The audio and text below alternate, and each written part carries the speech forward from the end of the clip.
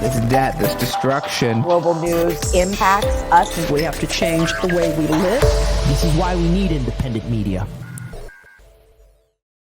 Cheers and salutations. Welcome to this very special episode of Hard Lens Media. If you've been following us for our very beginning from 2017, you've noticed that we've had a very clear record of being pro-free speech, standing up against internet censorship. And who would have imagined that when we started Hard Lens Media in 2017, that we would be facing down the road throughout the years more internet censorship, and it's progressively gotten worse and worse. Now, with the revelation of the Twitter files and to some extent the Facebook files, it's shining a light on something that, well, very few people were talking about, and that is there were institutions, people, and yes, an algorithm does play a part in silencing and suppressing voices that speak outside the neoliberal narrative. Corporate media has a stranglehold over social media, the establishment, the two-party system. And if you speak out against it, well, you're going to be silenced. Now, of course, there are horrible people that have been made examples of, but that opened up the Pandora's box for everyone to be put on the chopping block. Now, I am a proponent for free speech, and I've been on a few programs with other like-minded individuals, perhaps maybe not a part of the same political spectrum, but talking about why we need to preserve free speech and why we need to start stepping up and calling for a distance away from what the establishment is trying to dictate to all of you what to think and how to feel.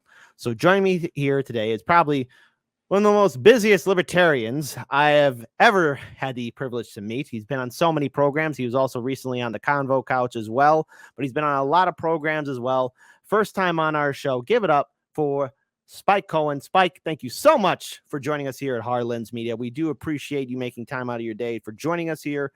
First time on our show. So for our viewers and subscribers, can you please introduce yourself, tell us a little bit about yourself and your association with the Libertarian Party as well? Sure, absolutely. And thanks for having me on, Kid. I'm really looking forward to this. Ever since I got to hang out and talk with you on the Sharp Club, the Sharp Club with Larry Sharp. What was that, last week or the week before? I think it was the week before, yes. Yeah, so thanks for having me on. My name is Spike Cohan. I was the Libertarian Party's vice presidential candidate in the 2020 election. I am the founder and president of an organization called You Are the Power, an organization that seeks to help people in their communities and use it to help people organize and get them around ideas of how voluntary solutions work and top-down authoritarian programs are what created the problems they're facing. And before that, I was I guess, serial entrepreneur, someone recently called. I kind of like that, so we'll go with that. I started my first small business in my teens, went on to found and grow many successful small businesses. A few years, 6 years ago now, I was diagnosed with MS and kind of changed the trajectory of my life to focus more on the legacy I wanted to leave behind more so than how much money I could make. And that led me into the work that I'm doing now. And like I said, I'm happy to be here.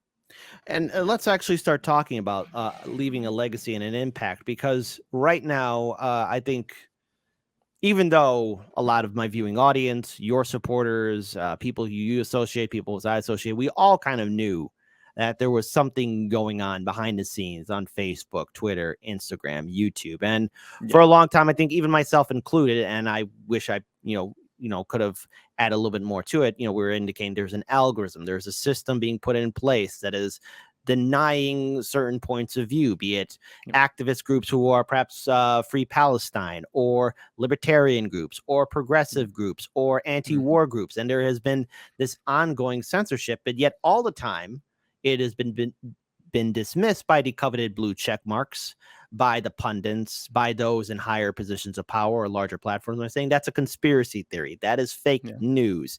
That has no relevance whatsoever. You're just fringe. You don't even know what you're talking about. Just fall in line, which is something I think a lot of us have been bombarded with. However, and I want to bring this up as a case study because, again, what happened in 2020 was the most notable Hunter Biden laptop story, where the New York Post shared a story about Hunter Biden's laptop, and it was dismissed by all authoritative media outlets, by the Democratic Party, blue check marks, by saying that was fake news. And if you tried to share that story on your Twitter account or Facebook account, it was going to be silenced. It was going to not be able to be shared out to the masses. There was no way you could share the link or anything associated to it. And with Elon Musk purchasing Twitter and releasing the Twitter files, shout out to Matt Taibbi, it's revealed that there were government institutions and people working alongside people like the administrative staff that was running Twitter. And then, of course, thanks to Joe Rogan's interview with Mark Zuckerberg, the same thing happened there, too. Well, I think for a lot of people watching this, because I brought this up on the show, Spike, can you explain to people why it is so fundamentally important that we talk and address the long-term impact and consequences of this internet censorship that's happening on social media with the Facebook files, and of course, most notable, probably the big headline, is the Twitter files? Absolutely. And I'll start with answering that question directly. The reality is that when government and big corporations have created basically a closed market for a small handful of big tech companies to control what the new public square is, if they have almost completely lock in step with government, not just the US government, but governments around the world, decided what you're allowed to say and what you're not allowed to say, then you aren't effectively able to get your message out anywhere near what those who are pushing bad authoritarian ideas are. So, there were even some libertarians early on when this censorship started who would say, well, these are private companies and they can do whatever they want. Well, that's true, except it was, I think, very obvious from the beginning that this wasn't just private companies making their own decisions. It was very obvious that something happened sometime around 2015. Some say it was before that, some say it was after that, but certainly around, give or take, 2015,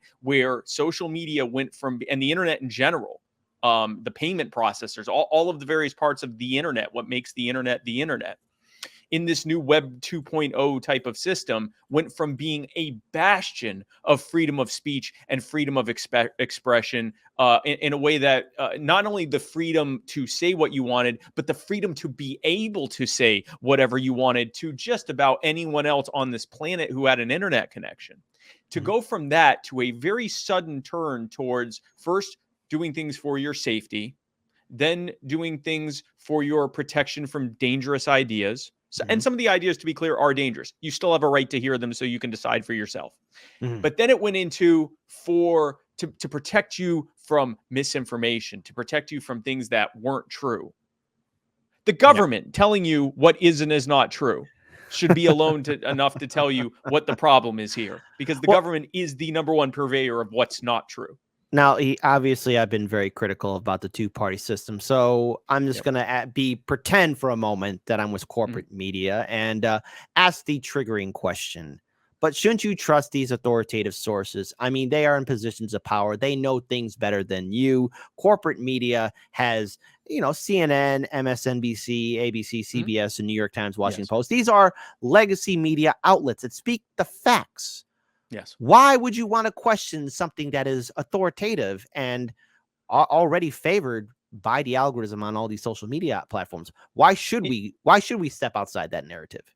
Kit, I'd never really thought about it until this point when you said it that way, and I think you're 100% correct. The track record alone of the corporate media, led largely by government and now through big tech, has absolutely proven itself. Whether we're talking about the run-up to the Vietnam War, whether we're talking about the run-up to the Iraq War, whether we're talking about the run-up to every single recession that's happened, the tech bubble of the 90s, whether we're talking about the recession of 2008 or the invasion of Iraq or Afghanistan or the reasons behind 9/11, or pretty much every single thing, COVID, and everything related to that, they have proven time and time again that despite the fact that they have all of the power to be able to control what you hear so that you only hear things that are untrue, and that they can leverage to empower and enrich themselves even more at your direct expense, for some reason they said, no, we're not going to do that. we're only going to share with you what's 100% correct and for your protection.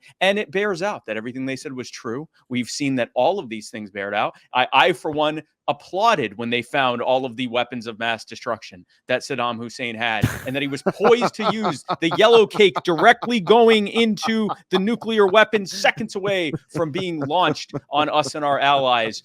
Thank God that happened. And when people told us that Mullah Omar wanted to negotiate to release bin Laden to the American government or to a third-party government so he could seize trial for 9/11, turns out that was all untrue. Mullah Omar definitely just wanted the American government to invade and kill upwards of 1 million Afghans. And it's just so good to know that whether it comes to COVID or whether it comes to recessions, whether it comes to pretty much everything, we can absolutely trust the government and by extension, its corporate media and big tech partners. Thank you for finally, in this moment, bringing that to light. Frankly, I think we could just wrap the show up now. You know what? Probably a lot of people in my audience right now. Shout out to all of them watching. Kit, how can you keep a straight face asking that question? And also, Spike, I'm pretty impressed. How'd you keep a straight face even giving that fake news answer? How dare you? I ought to cancel you. I'm a politician. I'm a politician. You ask me a softball question, I hit it out of the park. And the thing is, these are the answers that we usually get from our politicians too. And when it comes down to at least revealing all these pieces of information, there's been only a small handful of politicians, most notably a few Republicans. And again, this not a praise for the Republican Party because I don't vote Democrat or Republican, who have talked about, oh, wow, the Twitter files are a real thing. These things were true. But yet utter silence from, let's say, the Democratic Party, liberal circles. And so I think the more insidious thing is people were willing to live with lies. And that's how we are in this situation right now. We have a system in which our politicians, be they Democrat or Republican in the United States Senate and House, do insider trading. They have connections with people in positions of power. Exactly. So what you've been involved in the election cycle, running as a third-party candidate, running as a libertarian. And let's be very clear here. If you're running as a third-party candidate, be at the state level or the federal level, you are climbing many mountains, crossing many rivers, and there's a whole system put in place to deny third parties to be on the ballot, to be on the debate stage. Yep. Many people are probably asking, well, then what do we have to do to really wake people up to the fact that the media is purposely misleading the American people? We could say outright lying. There's been many incidents where the media has lied to the people and fact check themselves later. But then we also have politicians who have made a professional career out of lying to the American people. They missed their calling to be actors, but that's a story for another day about that. Yes. What do we have to do to really break out of that? Because I know you were recently on another panel today talking about the difference between socialism and libertarianism. But the thing is, I think universally, many Americans can agree to the fact our government has abandoned us. Corporate media does not give us the full truth. The same people who own our politicians also control the media. And big tech is also putting that wall of, well, there's certain things that you should not see. What do we need to do to really break out of that? Because it's one thing to say we can do a protest or a rally, but I've covered my fair share of protests and rallies. That's not enough. What needs to be done? I think many things need to be done on multiple fronts, and all of them need to be with the same thing in mind.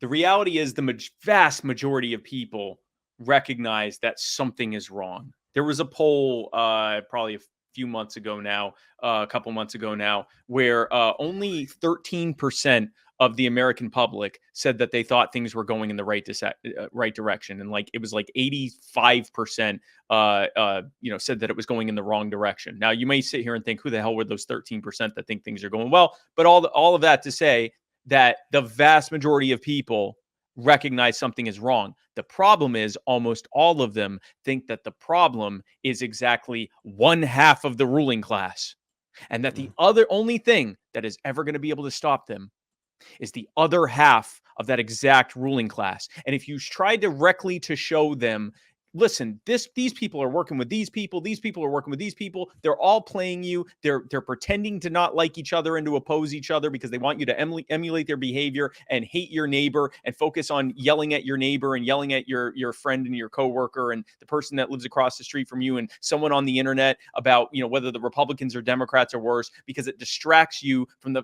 fact that they're working together to screw you over every single day. But if you do that, they go, well, but they're not a real Republican or they're just a dino. But this is the real Democrats I like, or this is the real Republicans I like. And why am I even talking to you? You can't win. And that's the number one problem that libertarians and really anyone that is not within the Overton window of allowable opinion faces, is that because we are perceived as being on the fringe, it becomes reality because people say, well, I'm not going to join you. You can't win. Well, we can continue to get angry about that, and we can continue to tell them, yeah, but ballot access and the media is shutting us out, and we have to get all these signatures to even be allowed to run, and they won't let us on the debate stage. We're just building up and reinforcing their narrative about us. Yeah, you're right. We can't win, and here are all the reasons. Well, that's a failed strategy. We've tried it multiple times, and it doesn't work. Here's what we need to be doing. And I say this as someone that comes from a background of sales and marketing and taking new ventures and ventures that were failing and making them successful. We need to deal with the number one objection people have to us. They already know the system's failing. Their objection to us, and when I say us, I mean third parties in general. I'm in the Libertarian Party. I'm a partisan libertarian, but this applies to anyone.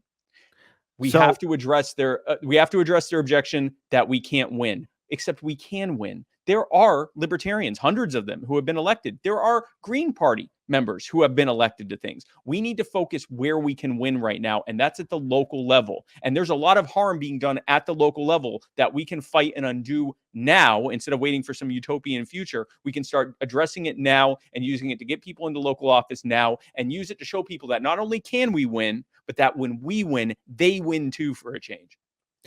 So there's a couple of things I wish to ask for your opinion on, because Sure. for those who are watching, I was on a panel with Spike, with Larry Sharp on his show. Yep. I believe Allison was also with us there. Yeah, Morrow, was with us too. Apologies. Yes, Allison, Morrow, Spike, myself. We're on the Larry Sharp show. And I remember bringing this up in our conversation about internet censorship. And so I will propose this question to you and you alone. Our audience will be witness to this too. It's one thing for us to try and help wake people up and say, hey, we're being screwed over. Time to vote independent, third party, support citizen ballot initiatives, break away from the propaganda of corporate media. It's one thing for people to say, I want that. Do you think people truly wish to be free and aware? Because the one thing about a functioning democracy or a republic is that it requires eternal vigilance, not from our government officials, but from the people themselves. What I like to say on my show is that we, the people, are the masters. Our politicians are the servants. Do people truly want to be free, or are we so used to the mundane, our routine of what we've been living through for these past decades under neoliberalism? Because when people are free, they become frightened, or they're no longer used to something that they feel comfortable with. Is that something the American people can even do? Is that something even the individual can do when they've been living in this country for generations? Families been living in this country for generations, told to trust the system, trust the government. Can people truly be free, all the while knowing that if they wake up and become free, their umbilical cord is no longer attached to what they once knew?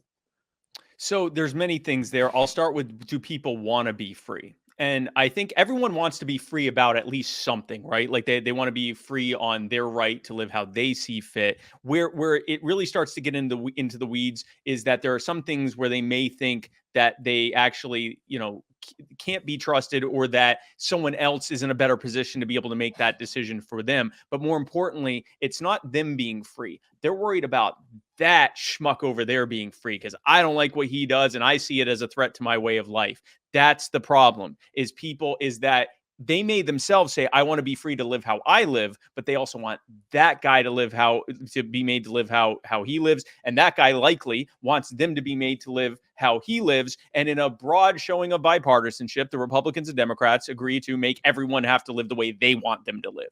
And so what we need to show, because I do think everyone to some extent wants to be free, but more importantly, people want things to be better. People want things to improve. People want their financial standing, their future for their children, their future for themselves, their safety in their in for themselves and for their community. Those who are in poverty, or those who are in need, on every health and everything else, education, everything. They want things to be better. It is incumbent upon us to show them that they do best when they're most free, and that the problems that we're facing are as a direct result of there being too much power in the hands of too few people. That the problem isn't just this politician or this policy or this political party. It's the presumption that a handful of people should have almost all of the power and ability to make decisions centralized into them, with a presumption of authority to wield it however they wish, as long as we elected them into that position. And that we should have as little control as possible because they know better than us. We already know that's not true, but we have to show people that that freedom works. People want to be free. People want things because they think it's the best way forward. There are very few people who want things just because they think it's morally and ethically correct. That may be part of it, but typically they decide that it's morally and ethically correct after they've determined that it's the best way forward. We have to show people that freedom, that getting government off our backs as much as possible, that taking power back for the people. And I know you're more on the left, so I'm going to try to use this in more ecumenical terms that would apply to anyone in the anti-authoritarian world. That taking power out of the small handful of powerful few and putting it back in the hands of the people where it belonged is not just the most moral way forward and the most ethical way forward and the most equitable way forward. It's the best way forward. It works the best. No one knows what you need more than you do. I would more identify myself as a progressive populist. I mean, I've had a lot of people on my show, and if anything, this system that we do have of the quote unquote Freedom Caucus or the Congressional Progressive Caucus, all I know is that they're the shiny new face of the Democratic and Republican Party. Yes. I mean, that's what they are. I mean, everyone, remember the Tea Party? They were calling themselves libertarians, which if I was a libertarian, I'd be wanting to curb stomp all those Tea Party Republicans, because nothing what they said is libertarianism unless they, less taxes. Okay, fine. All right. That was about it. Yeah, that was about it. Was less taxes. Yeah. Less taxes. In opposition to Obama writ large, which it was like, okay, great. We're also against Obama's policies. You seem to be against Obama as like a person.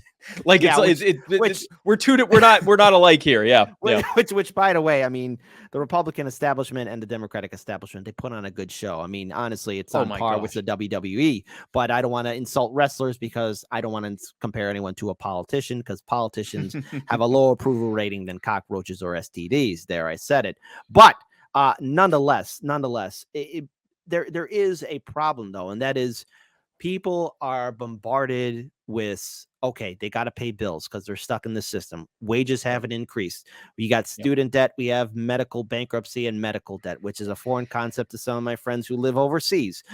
We have, again, our politicians who've been in power for decades. And with that propaganda that's being fueled through people's minds, through television, radio, and yes, the Library of Alexandria right here.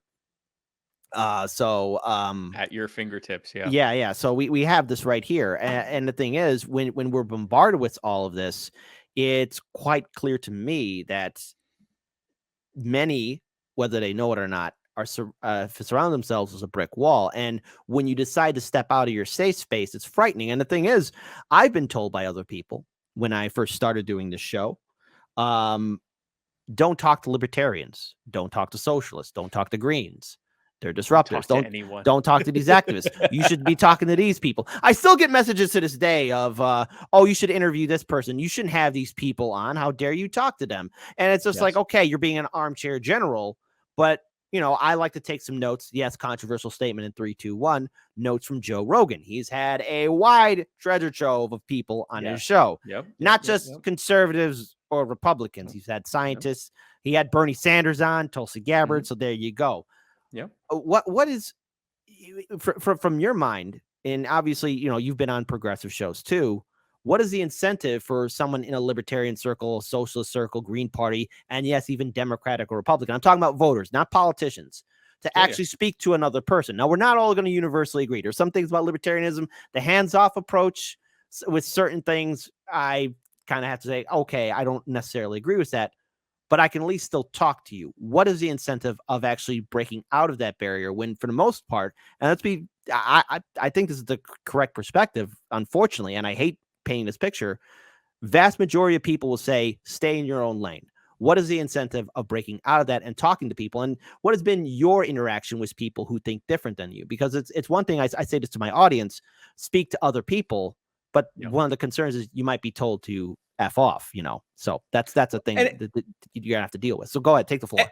And if you're told to F off, then you F off. Like, if someone tells me they don't want to hear what I have to say, then I just saved myself however much time I was going to spend with them. That's fine. If the worst thing someone can tell you is no or no F you, okay, great. They told you no F you, not to talk to that person. The reality is most people, if you think about in a day-to-day basis and just going out into the world and interacting with people, for the most part, everyone is largely getting along because they have to and because they want to. That's why I hate using the internet as a primary form of direct discourse. It's necessary. It's a necessary evil just because of how much more efficiency you can get at it, but there's something lost in the process. You're now dealing with an abstraction. You're fighting some schmuck's avatar and his stupid opinion, and you don't have to look at him and all of that. And there's a lot of problems there. The reality is, to answer your question about what the incentive is, the reality is what we are facing right now can only exist because the vast majority of people don't talk to each other politically unless they're already in their predefined circles. Because if Donald Trump says, I'm going to eliminate the deficit, and instead he runs up $7 trillion of debt in one term by passing almost everything Joe Biden was advocating for in those 4 years, including the lockdowns, which his CDC guided the states through by dusting off the old George W. Bush 2005 bird flu lockdown plan, which, by the way, was based on something that was written by a college student and has absolutely no basis in any factual test case or use case. When he did that, Republicans said, yeah, but the Democrats were worse. And if he hadn't done that, the Democrats would have been mad at him. Well, that's a good reason to do something, right? Because your political opponents will hate you if you don't. When Donald Trump, who said he was going to fight and defend the Second Amendment after years of being a gun control advocate that we were supposed to forget suddenly, he goes in, red flag laws, pushing for red flag laws in every state, bump stock ban, which just got overturned under Joe Biden, oddly enough, bump stock ban, all of these other things. Republicans would say, well, but the alternative is Joe Biden or Hillary Clinton or Pete Buttigieg or whatever. And on the other side, when the Democrats who are in the streets protesting against police brutality, the war on drugs, systemic systems of inequity that were designed as such, and they're told, yes, your champion is going to be Joe Biden, the architect of most of those policies during yours, your parents' and grandparents' lifetimes, they were told, well, yeah, but it's either him or Trump. So the only way that this ends is if we start talking to each other, comparing notes, and realizing we're being scammed. The foxes are in the hen house. One fox is wearing this type of a chicken mask. One fox is wearing this type of a chicken mask. And they go, hey, fellow chickens, I'm against this chicken. He's a prick. They're both foxes. They're both screwing us over. And we have to realize they shouldn't be in our hen house. Now, there's something too I want to help our audience understand is, look, what Spike has been telling you and what I've been saying on the show too is you have to realize that the two-party system, many of the Democratic and Republican politicians, especially those that are in their 80s and 90s, yes, we're being ruled over by people whose generation lived in an America that's far different than what we live in now. They're the ones dictating policy. And for those of you who don't know in the sidelines, perhaps choosing to still be with Team Red or Team Blue, many of these same politicians were either former Republicans or former Democrats themselves. People tend to forget that Hillary Clinton was a Goldwater girl. People automatically forget that Trump was a Democrat. And I actually lifelong New York Democrat. Yeah. And the thing is, it's all intertwined. It's all interconnected. And this show that's being presented to the American people is one that has kept us thoroughly divided. Each of us at each other's throats. Well, all the while, let's face it, Americans are working 2 or 3 jobs just to make ends meet, and that's not enough. Gas prices have increased. Now, I think we could universally agree that the people who caused these recessions that we've been living through for decades now they're getting away with it. And many of these politicians have a comfortable job waiting for them. And look at Kristen Sinema, who was being touted by, I'm not saying all conservatives, right? But there are certain independent groups. I like to think the Forward Party, unfortunately, I know Yang praised Sinema for this a while back for leaving the Democratic Party. But what I got to say is, okay, Sinema's saying, quote unquote, she's independent. She's still on many of the Senate committees with the Democrats. Number two, look at how she stabbed the activists in the back, the Green Party in the back, the Progressive Democrats in the back, and all the Liberal Democrats in the back. If you don't think that she won't stab you in the back, because she's part of the system, the lobby groups, the Wall Street investors, the hedge fund managers, banks, corporations dictate and control over our system. So when we look, or at least try and speak out, it's usually silenced down. But again, with, I guess, the revelation of the Twitter files, with the Facebook files, with people starting to feel the pain, most notably in their pocketbooks, which unfortunately I think is the only thing that's going to wake people up, is if they can no longer live the life that they are told to live and be comfortable about it. Maybe then we see more people waking up. But I hate to say it, does the pain or the fire need to be intensified? Because it feels right now we are the frogs in the cold pot of water that's slowly heating up.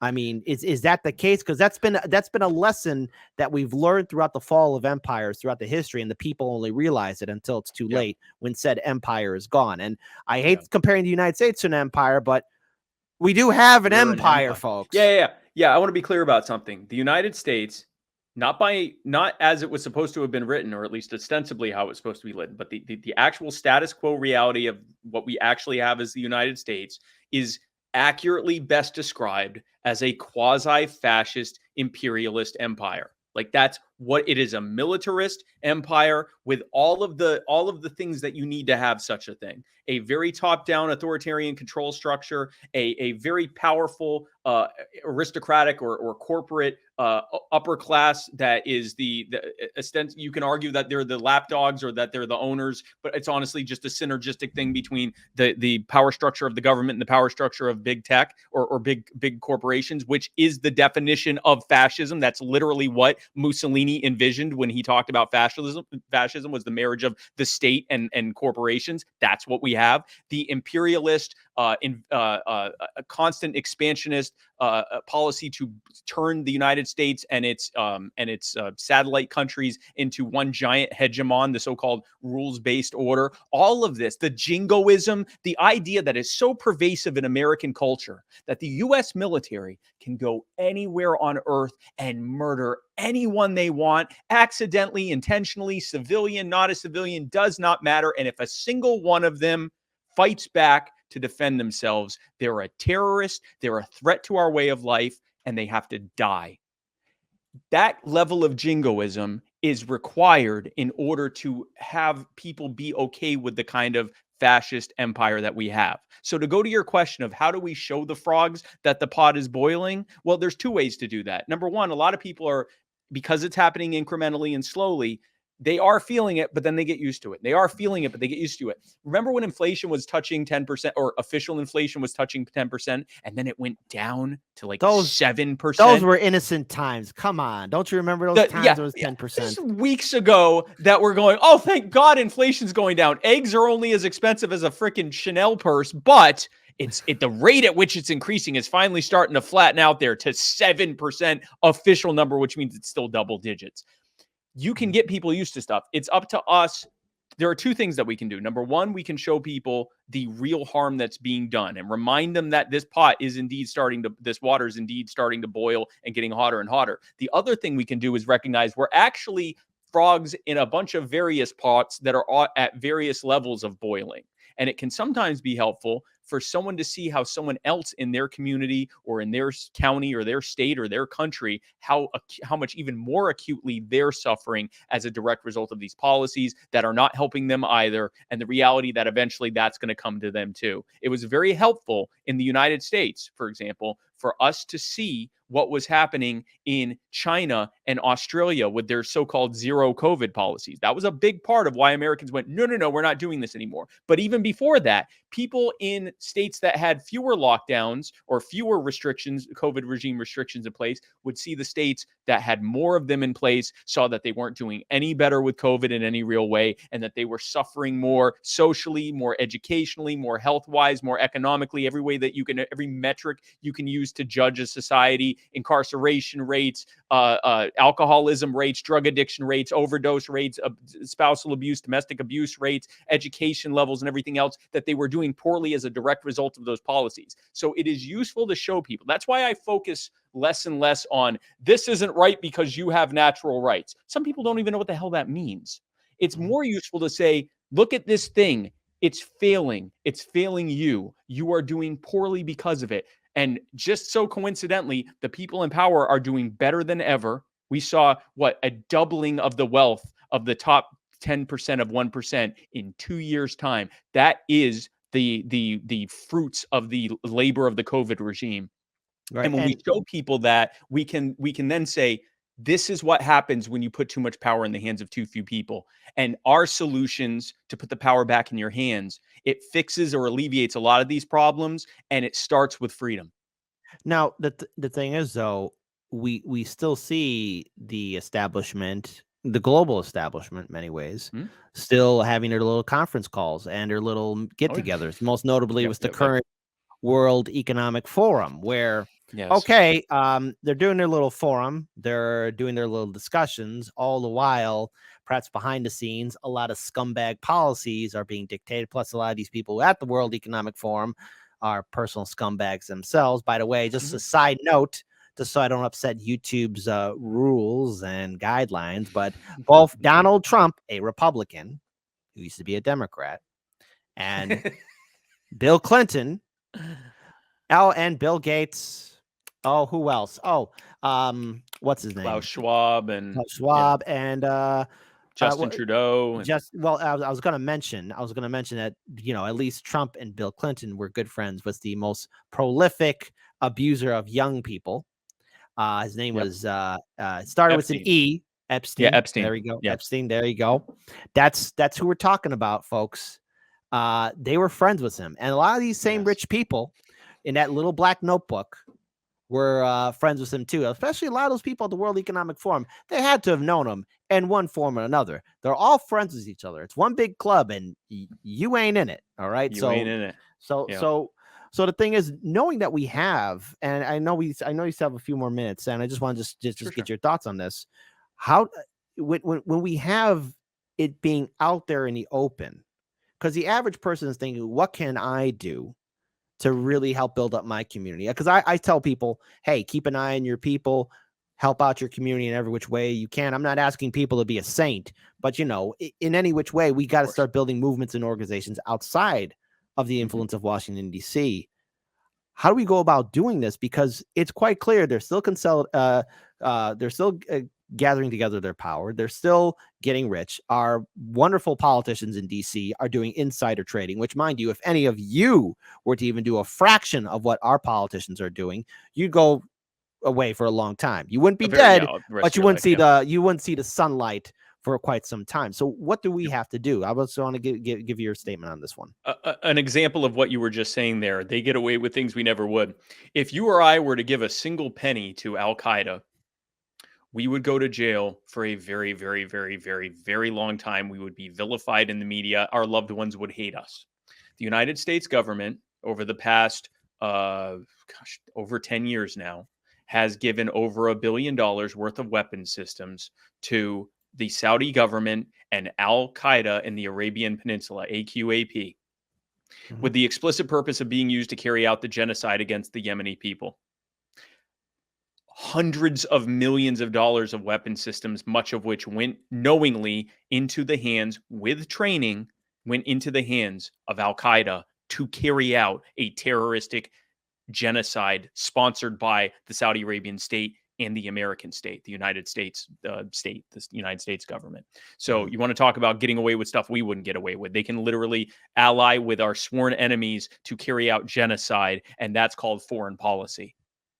So the answer to your question of what someone can do who's looking at all this stuff and is probably entirely overwhelmed, where do we even start with this? And the answer is you have to start where you can actually make a change, and that's in your community. Not only is it somewhere you can make a change right now, not only is it somewhere where you can help someone who's suffering right now, many people who are suffering right now, including yourself, but you show that your way works. You show that your solutions work, and you build a movement. This is something I tell people very often. If you look at the odds stacked against us, it can look absolutely imperiled and futile and impossible to ever accomplish. But the reality is, if you look at every major movement for freedom that has ever happened in any country in human history, if you want to talk about the peasant revolts that led to the Magna Carta, or even the American Revolution, revolutions and revolts, slave revolts, and all sorts of revolts and freedom fights across the entire planet, they started with a small handful of people who said, this bad thing is happening in our community or in where we live, and we're going to do something about it. And they built a movement until eventually they were able to accomplish even bigger goals than they sought out to accomplish. So if you think that things are imperiled, the reality is every single one of those people did that, knowing that they would likely die in the ensuing chaos that would happen. But they did it anyway because they knew that the only alternative was to just sit there and shrug and say, okay, I'll just live this way. That was completely unacceptable to them. That's unacceptable to you. And that's why we do the work that we do in our communities. The reason I started You Are the Power is because I wanted to create a network of people who were like-minded in realizing that we had to focus locally and we had to focus on solutions, and building a network of them to work together, giving them the tools they need to work together, using our combined social media reach to get it out there to the masses, using our combined connections within legacy media and new media to get our message out there, use our well-worn and known organizational tools to be able to help people to be able to organize around causes in their area and to be able to help people, using a broader network of common cause, single issue coalitions that we can build to have even more force multiplication on issues that we care about, so that we can show people that our way works, that we can win, and when we win, they win as well. So if you would like to join me, I invite you to do so. You can go to youarethepower.net. Membership is free. We'd love to have you be a part of it. But if you don't want to join my thing, if you think you don't like the liberty or libertarian way of doing it, you still want to be involved in your community, there's nothing that I'm offering that you can't do yourself. I might be helping make it easier and give you a bigger network to work with, but you can do it yourself, or you can do it with another network of people doing it. Start in your community. You'd be amazed once you get involved. Start showing up to local meetings, start meeting people that are also there with common causes and common gripes. You'll be amazed what you can do. And from there, it can snowball into bigger things. I cannot wait to see what you are going to do out there. I believe in you. You have everything in you to do it. And I can't wait to see what you do. I just want to add on a side note, folks. Look, it can be done. I've seen local politicians at least the local level, city level or town level, actually do good. It is possible. I've seen activists, yes, activists win. And I've also, from my own experience setting up Hard Lens Media, we started off with a Galaxy S7 cell phone. And we've come a long way, and we're still not done yet. So the only way we're going to fight for a better future is to stand up against big tech. The only way we're going to fight for a better future is if we stand up against big tech, break away from the influence of corporate media, vote independent or vote third party. And if you live in a citizen ballot initiative state, support ballot initiatives and know your right as a voter. Spike, real quick, if people want to follow you online for social media, where can they go? Sure. So I'm all over the place. Pretty much any social media platform you can find me on. I'm on all the big ones. I'm on Facebook. I'm on YouTube.